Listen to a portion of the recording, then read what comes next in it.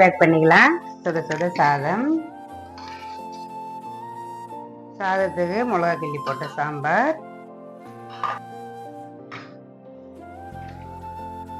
அதுக்கு தொட்டுக்கிறதுக்கு முட்டை கிரேவி,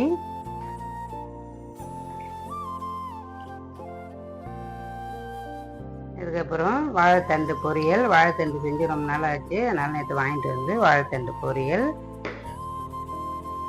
அதுக்கப்புறம் பிரேக்கில் குடிக்கிறது சாத்துக்குடி ஜூஸ் ஊற்றிக்கலாம். அதுக்கப்புறம் இது நம்ம நிலத்துலேருந்து பறிச்சுன்னு வந்தோம் இல்லையா தர்பூசணி, அந்த ஜூஸுங்க, அதுவுமே ஒருத்தவங்களை ஊற்றிக்கிறேன். அதுக்கப்புறம் காலையில் பிரேக்ஃபாஸ்ட்டுக்கு பச்சரிசி கஞ்சிங்க, தேங்காய் பூ போட்டு பச்சரிசி கஞ்சி வச்சாச்சு. அதுக்கு தொட்டுக்கிறது வேர்க்கடலை துவையல்.